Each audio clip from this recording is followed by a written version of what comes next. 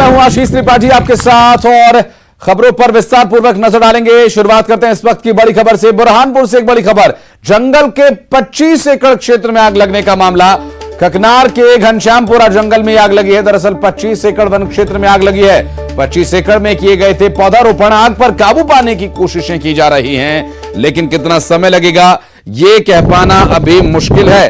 दरअसल इस आगजनी की घटना की जो तस्वीर सामने आई है उसे देखकर अंदाजा लगाया जा सकता है कि जिस तरह से आग बुझाने का काम चल रहा है, 25 एकड़ आग बुझाने में कितना समय लग सकता है। ये 25 एकड़ का वन क्षेत्र है जिसमें भयंकर आग लगी हुई है और धीरे धीरे कर ये आग और फैलती जा रही है। बुरहानपुर से बड़ी खबर, जंगल में 25 एकड़ क्षेत्र में आग लगने का मामला। ककनार के घनश्यामपुरा जंगल में आग लगी है। 25 एकड़ वन क्षेत्र में यह आग लगी है। ग्रामीण अपने स्तर पर आग बुझाने की कोशिश में जुटे हुए हैं। आग पर काबू पाने की कोशिशें की जा रही हैं, लेकिन क्या ऐसे आग पर जल्दी काबू पाया जा सकेगा, यह गंभीर सवाल लगातार यहां पर बना हुआ है। घनश्यामपुरा के जंगल में आग लगी है। 25 एकड़ जितना बड़ा वन क्षेत्र जहां पर आग फैल चुकी है और उस पर काबू पाने की जो कोशिश है वो किस तरह से हो रही है, तस्वीरें साफ अपने आप में सब कुछ बयां कर रही है। हालांकि ताजा स्थिति क्या रहेगी इस पर और जानकारी आप तक पहुंचाएंगे। कुछ लोग मौके पर पहुंचे जरूर हैं, आग पर काबू पाने की कोशिश कर रहे हैं। अपने स्तर पर अपने तरीके से प्रयास किया जा रहा है, लेकिन 25 एकड़ जितने बड़े क्षेत्र में पौधारोपण पर आग पर काबू पाने की जो कोशिशें की गई है, ये कोशिश अपने स्तर पर की जा रही है। हालांकि यहां पर कोई प्रशासनिक टीम या फायर टेंडर्स मौके पर दिखाई नहीं दे रहे हैं तस्वीरों में अभी तक, और जो ताजा जानकारी मिलने तक वहां पर फायर टेंडर्स नहीं पहुंचे थे। और लेटेस्ट अपडेट्स आप तक पहुंचाएंगे इस पूरे घटनाक्रम से जुड़ी, क्योंकि 25 एकड़ क्षेत्र में पौधारोपण किया गया था लेकिन उसमें आग लग गई है।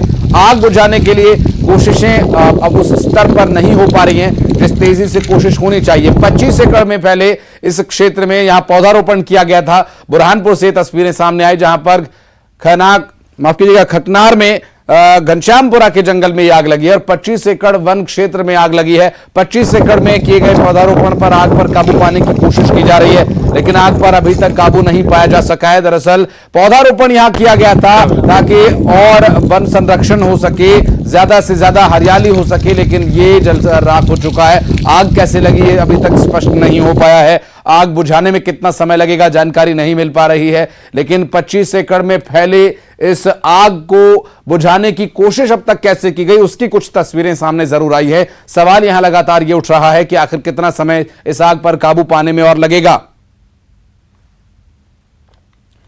और ग्वालियर से बड़ी खबर आपको बता दें, शॉर्ट सर्किट से आजीविका सेंटर में आग लगने का यह मामला। ग्रामीण आजीविका सेंटर में भीषण आग लगी है।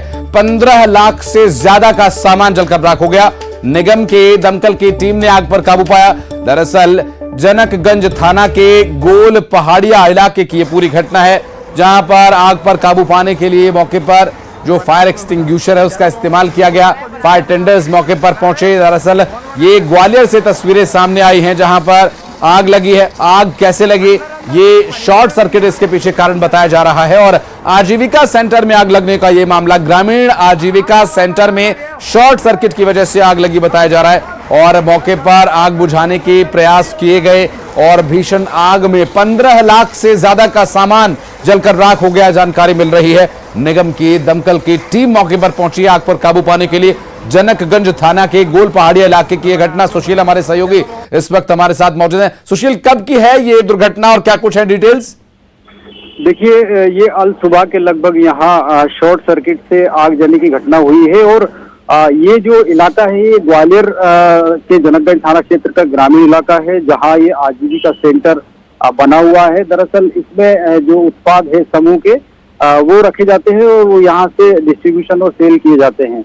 अचानक जो आग लगी है, प्रारंभिक तौर पर यही जानकारी मिली कि शॉर्ट सर्किट से आग लगी है और इस आगजनी में लगभग 15 लाख रुपए से ज्यादा का सामान जलकर खाक हो गया। हालांकि सूचना मिलने के बाद नगर निगम की दमकल मौके पर पहुंची थी, वहां आग को काबू में किया गया, लेकिन तब तक लगभग 15 लाख रुपए कीमत का इसमें जो सामान रखा था उत्पाद समूह का, वो सामान जल गया है। हालांकि किसी तरह की कोई जनहानि नहीं हुई है, लेकिन एक बड़ा नुकसान हुआ है। और अब पुलिस भी इस मामले की जांच करेगी, क्योंकि प्रारंभिक तौर पर तो शॉर्ट सर्किट से आग की यहाँ आशंका जताई जा रही है, लेकिन हो भी सकता है कि शरारती तत्वों का भी ये काम हो। तो अब पुलिस भी इस मामले में खास तौर पर जांच करेगी, क्योंकि आजीविका मिशन सेंटर का ये पूरा मामला था। कोई शॉर्ट सर्किट से पहले का कोई सीसीटीवी वीडियो या शॉर्ट सर्किट के बारे में कोई डिटेल?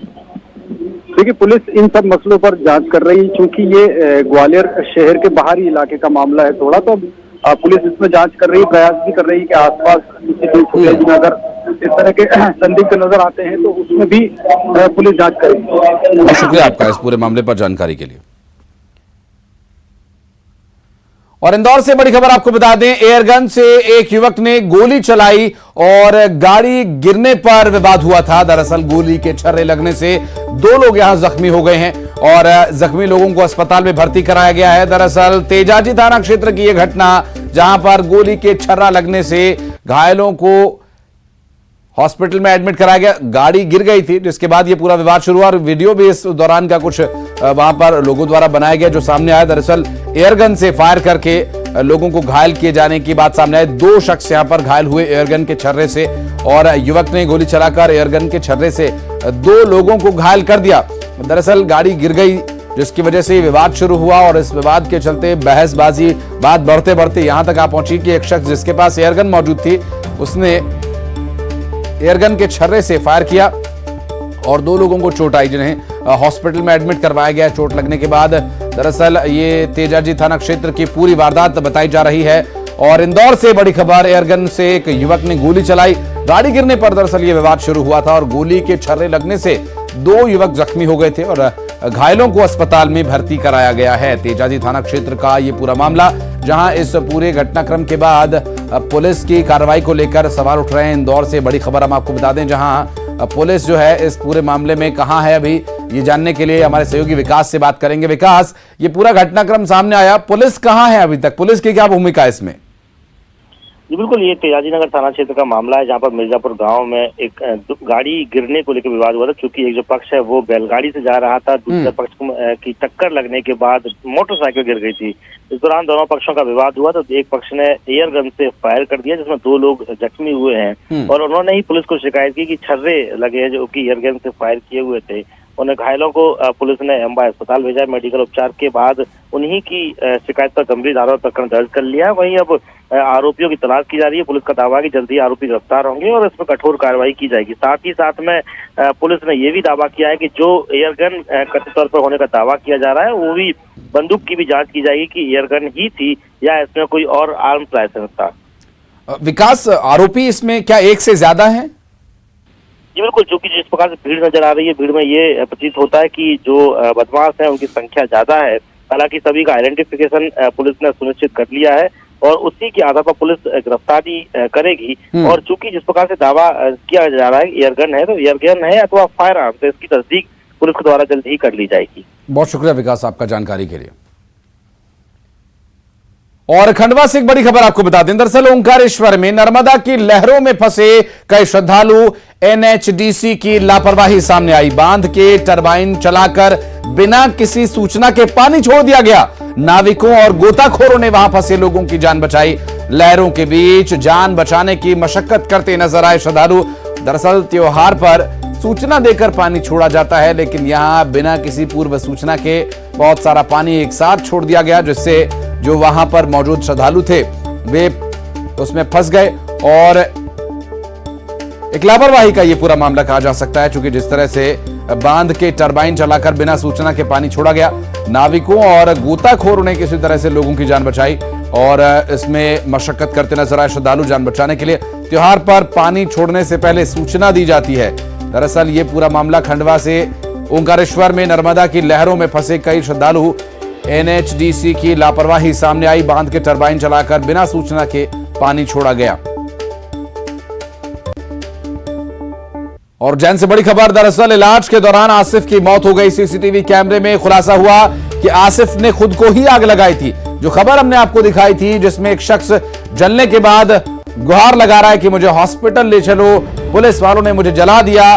पुलिस वालों पर आरोप लगाता हुआ वीडियो में वो कहता हुआ सुना जा सकता है, लेकिन एक सीसीटीवी वीडियो सामने आया है जिसमें वो खुद को आग लगाता हुआ दिखाई दे रहा है।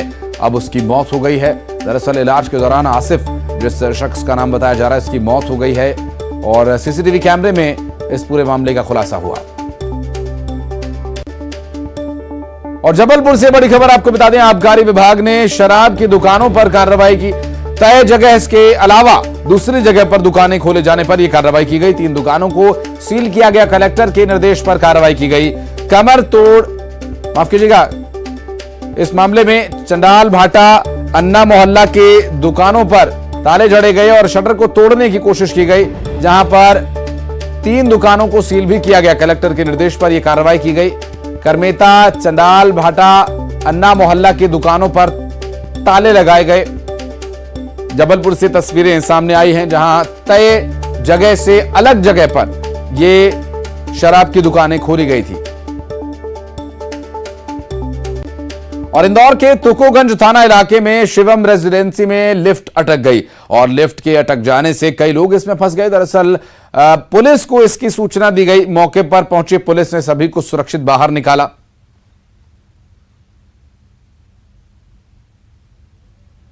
और सतना में 10 दिन पहले मेजर के सूने घर में हुई लाखों की चोरी का खुलासा पुलिस अब तक नहीं कर सकी है। चोर का सीसीटीवी वीडियो भी पुलिस के पास है, जिसमें चोरों की शक्ल भी साफ नजर आ रही है और पुलिस के हाथ अब तक खाली हैं। पतेरी मोहल्ले में मेजर के घर में पिस्टल लेकर घुसे बदमाशों ने करीब 10 लाख रुपए का सामान चोरी कर लिया, लेकिन चोर पुलिस की पकड़ से अभी तक दूर हैं।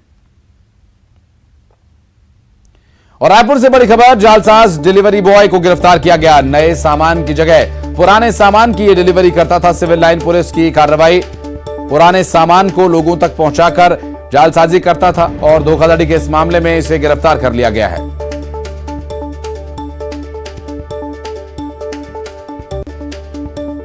और जशपुर से बड़ी खबर आपको बता दें, बेकाबू कार अनियंत्रित होकर पलट गई। हादसे में ड्राइवर की भी मौत हो गई। दरअसल एक अन्य की हालत गंभीर बताई जा रही है। सरगुजा से सीतापुर जा रहा था मृतक। बगीचा इलाके के बूढ़ा डांड मोड़ की घटना, जहां पुलिस पूरे मामले की जांच में जुटी हुई है। अंबिकापुर की सरगुजा पुलिस ने फिट कॉप फिट सिटी कार्यक्रम का आयोजन किया, जिसमें 2 किलोमीटर की दौड़ और 10 किलोमीटर की साइकिल रेस का आयोजन किया गया। दरअसल फिट कॉप फिट सिटी अभियान का मकसद पुलिस कर्मचारियों और अधिकारियों को फिट रखना है। कार्यक्रम में बड़ी संख्या में शहरवासी और स्कूली बच्चों ने हिस्सा लिया। और रायपुर से बड़ी खबर, बीजेपी युवा मोर्चा की बैठक शुरू हो चुकी है। प्रदेश सह प्रभारी नितिन नवीन और प्रदेश अध्यक्ष बैठक ले रहे हैं। बैठक में बीजेपी युवा मोर्चा के प्रदेश अध्यक्ष रवि भगत शामिल हैं। दरअसल छत्तीसगढ़ बीजेपी युवा मोर्चा सह प्रभारी दीप ज्योति मुंड, प्रदेश महामंत्री उपकार चंद्राकर और अंकित जायसवाल मौजूद हैं। बैठक में युवा मोर्चा के प्रदेश कार्यकर्ता भी शामिल हैं। चुनाव में सरकार को घेरने की रणनीति पर चर्चा यहां की जा सकती है। और भारत सरकार ने हरदा जिले को मातृभूमि प्रोजेक्ट के लिए चुना है। पूरे देश के 11 जिलों को इस पायलट प्रोजेक्ट के लिए शामिल किया गया। मातृभूमि प्रोजेक्ट में आधार नंबर की तरह देश के हर खसरे की जमीन का अपना एक यूनिक आईडी नंबर तैयार होगा और इस यूनिक आईडी के जरिए कहीं से भी जमीन की जानकारी मिल जाएगी और इससे एक और जहां जमीन की धोखाधड़ी पर लगाम लगेगी तो वहीं किसानों को लाभ होगा। और दुर्ग में आज तैराकी का नया विश्व रिकॉर्ड बना। तैराकी में दुर्ग की बेटी चंद्रकला ओझा आज नया विश्व रिकॉर्ड उन्होंने बनाया। 8 घंटे से अधिक समय तक तैरकर उन्होंने अपना पिछला रिकॉर्ड तोड़ा है। सुबह से पानी में तैराकी कर रही दुर्ग की जलपरी चंद्रकला ओझा को देखने के लिए बड़ी संख्या में लोग वहां पहुंचे। और गांव के लोगों को क्या कहना चाहिए? मुझे अच्छा लग रहा है नया वर्ल्ड रिकॉर्ड बनाकर और हमारे गांव वाले और हमारे माता पिता को बहुत बहुत धन्यवाद कि मुझे इतना सपोर्ट किए हैं। आज हमारे लिए बहुत ही गौरव का क्षण है कि हमारे छत्तीसगढ़ के अंदर, हमारे दुर्ग जिले के अंदर पुरई गांव की एक बच्ची स्विमिंग में, तैराकी में वर्ल्ड रिकॉर्ड कायम किया। गोल्डन बुक के लिए उन्होंने 8 घंटे तैर करके अपना नाम रोशन किया। मैं उसको बहुत बहुत बधाई देता हूँ। उसके माता पिता को भी बहुत बहुत बधाई देता हूँ। जो भी उनके कोच हैं ओझा जी और उनके सभी संगी साथी को बधाई देता हूँ। और अब सिटी टॉप 20। प्रधानमंत्री मोदी ने की खूनों की